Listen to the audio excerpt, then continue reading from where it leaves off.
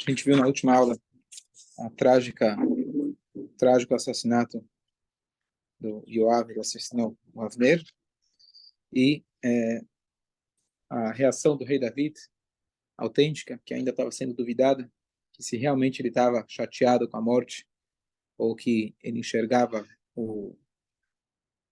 a vítima como traidor, talvez tinha sido ele que tinha programado, encomendado essa assassinato, Hazel Shalom, e ele fez de tudo para provar que não. A última coisa que ele fez foi jejuar até o final do dia, demonstrando assim o seu luto pela morte dele.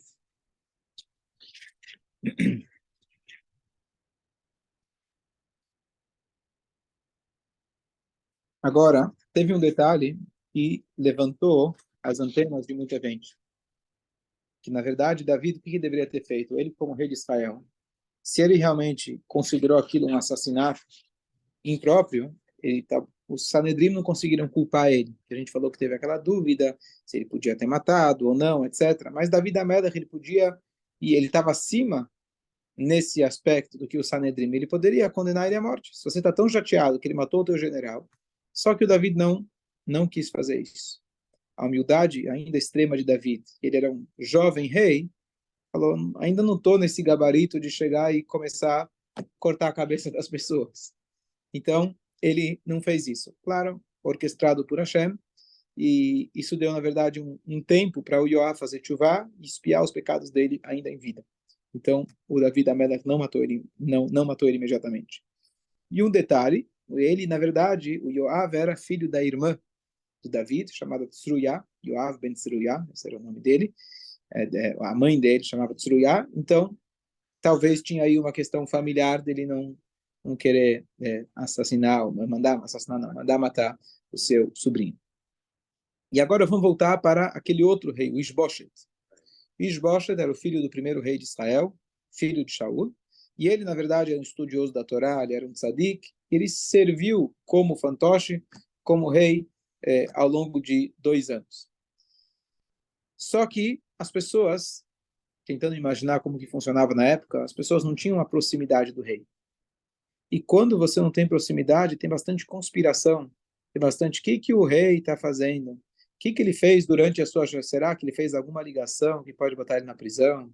Será que ele fez? As pessoas começam a falar um monte de coisa. O cara só está querendo fazer, eventualmente, né? Davi Amelech não é o cara, mas só está querendo governar, querendo reinar.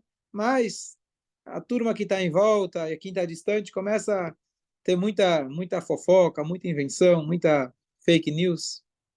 E aí, então, tinha naquela época 2 indivíduos, o nome deles era Rechav e Baana, 2 indivíduos, que eles ainda acreditavam que Davi Amelech tinha ressentimento pelo seu sogro, pelo Shaul. A gente já viu que todos aqueles que tentaram ganhar a graça do Davi, se posicionando contra o Shaul, não ganharam nada, muito pelo contrário. Não conseguiam enxergar a grandeza, o que é um tzadik de verdade, alguém que realmente não guarda rancor, não está preocupado consigo mesmo, com a sua honra, ele está realmente preocupado com a vontade de Hashem. E eles pensaram, bom, talvez agora, então, que Davi realmente está com a faca e o queijo na mão, a gente precisa ganhar a posição política, ganhar favor. Como a gente vai conseguir isso? Matando o oponente de Davi. Quem era o oponente? Ninguém. Mas eles enxergavam que esse Ishbosheth representava a remanescência do rei Shaul. O Shaul, na verdade, só tinha deixado como descendência, todos morreram naquela última batalha com os Filistim. Só quem sobrou foi esse Ishbosheth. Sobrou também o Mefibosheth, aqui vai confundir os nomes, que esse era neto de Shaul, só que ele era coxo. Ele era manco dos 2 pés, então ele não representava nenhum tipo de ameaça. Então eles falaram, bom, o único que sobrou, que é uma ameaça, seria esse Ishbosheth. Como que esse Mefibosheth ficou manco? Então a história é curiosa que quando teve aquela última batalha, que mataram a família do rei Davi, então tinha lá uma babysitter, uma babá, que pegou o bebê na mão e ela começou a fugir. E ela conseguiu escapar e salvar a vida dele. Só que, na correria, infelizmente, ela deixou ele cair, ele quebrou os pés. na época não tinha como tratar, e ele então ficou manco até o resto da vida. Então esse era o Mephibosheth que foi deixado, foi poupado, digamos assim. É, na verdade, ele tinha mais descendentes, só que os reis, especialmente, eles tinham na época aquilo que chamava Pilagshim. O que eram as Pilages? Eram assim chamadas concubinas. Eram mulheres que não tinham Ketubá. Então se fazia um casamento, mas era uma mulher que não tinha os direitos da Ketubá. Um filho de uma Pilages não pode se tornar um rei. Então ele tinha deixado realmente descendentes, mas eram filhos da Pileges, uma mulher chamada Ritzpah. Então, eles falaram, esse aí nunca vai se tornar rei, ninguém vai dar bola para eles, então esses também não apresentam uma ameaça para o reinado de Davi. Então, eles querendo, achando que iam ganhar graça aos olhos de Davi, eles fizeram um plano de literalmente assassinar o Ishbosheth. E aqui a gente vê que essa história aqui tá ficando cada vez pior. Se a gente não me assou, então. Nada, não, não. Mas a história, se a gente for ver, muito sangue está sendo derramado nessas últimas histórias de judeus contra judeus. Isso é extremamente lamentável. Aquela primeira batalha que teve entre a turma do Avner com Yoav, pois o Asael estava perseguindo o Avner matou o Asael. Agora Yoav matou o Avner. E agora eles vão matar o Ishbosheth. É trágico, mas a Torá não conta, não esconde nada. Conta as nossas falhas, conta os nossos erros, esperando que a gente aprenda para as próximas. Mas tudo isso aqui, dá para ver muito claro que esse assassinato era o quê? Querendo ganhar favor aos olhos do rei. Inveja, ciúmes, poder. É isso que, infelizmente, destrói a vida humana, como o Pirkei Avot ele diz, a busca pelos prazeres, pelo a kavod, fugiu agora. Tem mais uma coisa ali que A kiná, a tavá e a kavod. A kiná é os ciúmes, a inveja, o desejo, e o kavod são aquilo que tira a vida da pessoa. Então, isso que tá em jogo, e foi isso que acabou destruindo a vida de uns e a vida deles mesmos. É isso que acaba acontecendo, infelizmente. Então, esse Ishbosheth, que era aquele rei temporário, ele morava em Mahanaim, que é ao leste do Yarden, Rio Jordão, em Israel. Eles foram até lá no meio do dia e eles entraram lá. Eles podiam entrar no palácio porque eles, afinal, eram, até então, da turma do Ishbosheth, eram pessoas de destaque lá do Ishbosheth. Então, eles tinham uma entrada fácil no palácio. Vai imaginar que eles vão ser traidores? E quando eles entraram, justo estavam mercadores por lá entrando, eles aproveitaram e entraram juntos. E eles então, sem muita dificuldade, eles cortaram a cabeça do Ishbosheth, aquele tzadik, e colocaram numa sacola, lo além, Deus nos livre, longe de nós, e levaram como se fosse um presente de triunfo para o rei David, achando que assim eles iam ganhar algum tipo de favor. Então, de novo, aquilo que eu estava tentando imaginar, pensar antes. A gente que conhece a história, está lendo aqui a história desse lado, a gente já viu quem é o rei Davi, como ele era tzadik, não guardava ressentimento nem nada.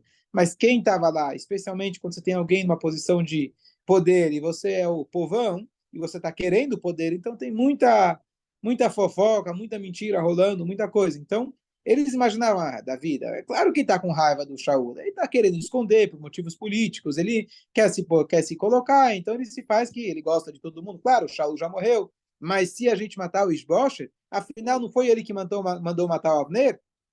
Estavam ainda suspeitando que foi ele que mandou matar o Avner. Porque então, se o Avner, que era o braço direito do Isbosheth, foi morto por encomenda, assassinado por encomenda, então se a gente matar o Isbosheth, tá?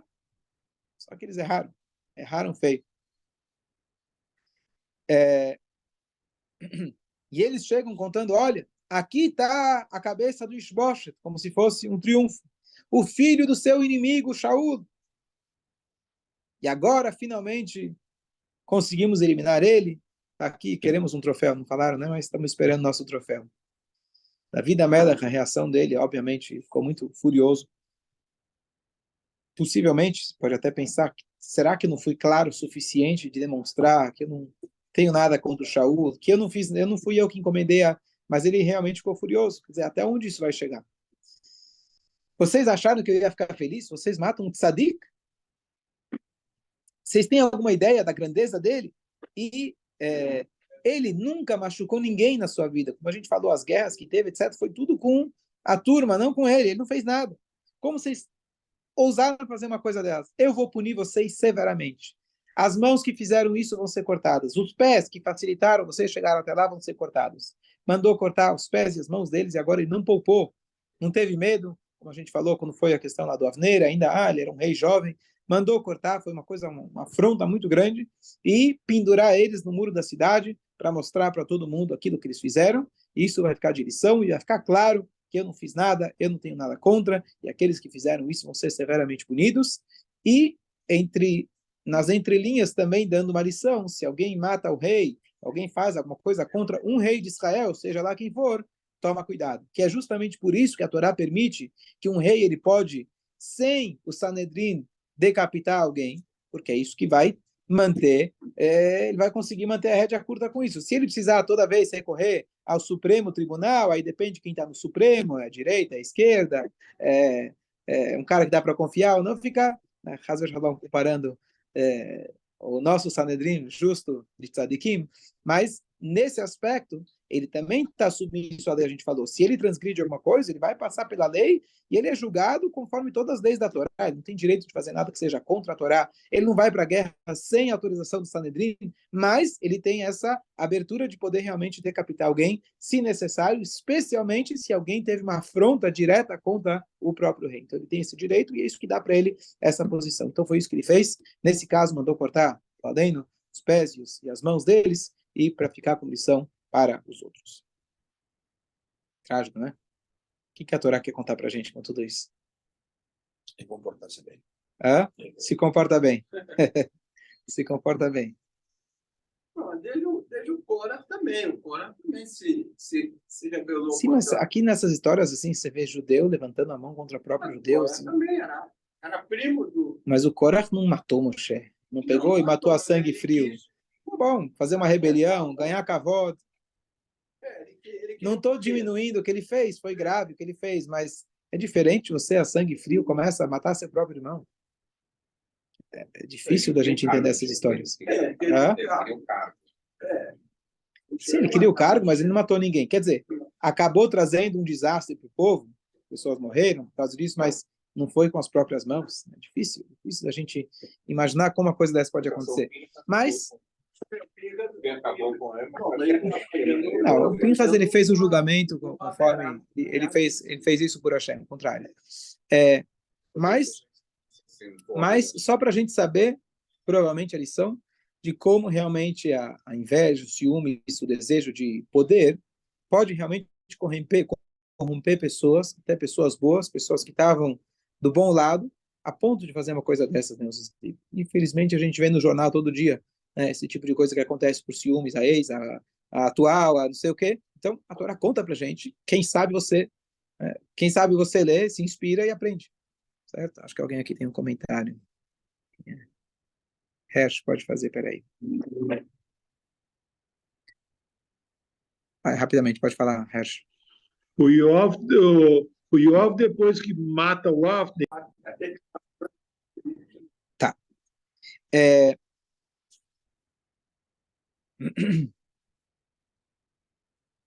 E agora, então, depois dessa história, dessa demonstração realmente de indignação com aquilo que aconteceu, então já não ficou mais dúvidas para ninguém se realmente David era o rei, e agora também não sobrou outro rei.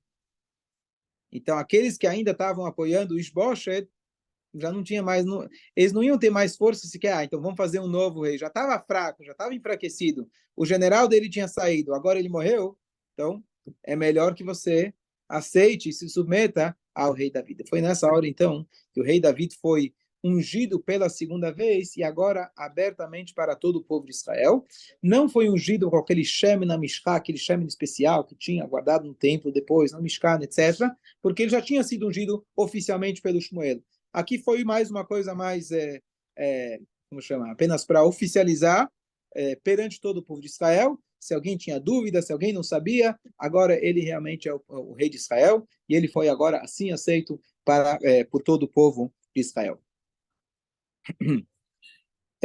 David Amelech, ele se juntou naquela hora, os Zekenim, os anciãos, os sábios da época se juntaram com o rei David, e a gente tem aquela frase, a gente tem inclusive no Perkei Avot, que Kol Be'asara Shkinta Shari, o Perkei Avot fala quando você tem 10 pessoas juntas, a presença de Hashem paira lá, etc. Então, nesse momento é descrito que realmente Hashem, a presença de Hashem, reveladamente estava lá nessa reunião, onde estavam realmente coroando, aceitando o rei David como o rei de Israel. A festa que ele fez durou 3 dias, não é muita coisa, a gente vai ler logo mais do Ahasverosh, sem querer comparar, mas durou 180 dias, então a festa de 3 dias não é tão comprida, mas era uma maneira de agradecer a Hashem por esse momento, obviamente não por ele ser o rei, e sim por Hashem agora poder, o povo de Israel está realizando a mitzvah de ter um rei. Afinal, o primeiro rei, Shaul, era um rei, o nome dele é emprestado, ele foi temporário, e foi só porque o povo queria alguém representando eles militarmente, etc., politicamente. Agora, realmente, você tem o rei de Israel, conforme descrito na Torá, como foi previsto na Torá, e ele era da dinastia de Yehudá, da casa de Yehudá, a casa de David, que a gente conhece, que vai ter o reinado para sempre. E agora, o que vai fazer se você se torna o rei? Qual a primeira coisa que você vai fazer? Então, depende. Qual que é o teu interesse principal? Aumentar o imposto, né? O que você vai fazer? Hay que hacer como Confucio decía. Como Confucio decía. Primero matar los amigos y después los enemigos. Esse não era o rei Davi. Então, o que o Davi vai fazer? Ele está pensando, depois da festa de comemoração, tem gente que continua no governo fazendo festa o tempo todo. A Hashverosh é isso, agora que eu sou rei, agora é festa. Não. Então, ele decidiu, ele falou, eu tenho que me preocupar com a casa de Hashem. Apesar que ainda ia demorar para o Beit HaMikdash ser construído, mas eu vou fazer o que é possível. A casa de Hashem vai ser na capital. Qual é a capital? Yerushalayim. Yerushalayim, parte dela era de Benjamim, parte era de Yehudá, mas ela estava sendo povoada por um povo chamado Yevusi. Então ele falou, eu preciso dar um jeito de conquistar essa cidade. Ele manda uma carta para a turma, falando para eles aquilo que, na verdade, Yoshua tinha escrito, mais ou menos, parecido com aquilo que Yoshua tinha escrito antes de entrar em Israel. Ele falou para os povos, vocês querem ficar aí? Não tem problema. Apesar que a gente tem a mitzvah de aniquilar os 7 povos nativos de Israel, ainda assim, se vocês se submeterem, aceitarem Deus como Deus, fizerem as 7 mitzvot de Noah, pagarem impostos para a gente, ou seja, a soberania total nossa, para nós, povo de Israel, e perante Deus, estamos bem. Só que, dos 7 povos, um fugiu, Gigashi fugiu, e os outros decidiram fazer guerra.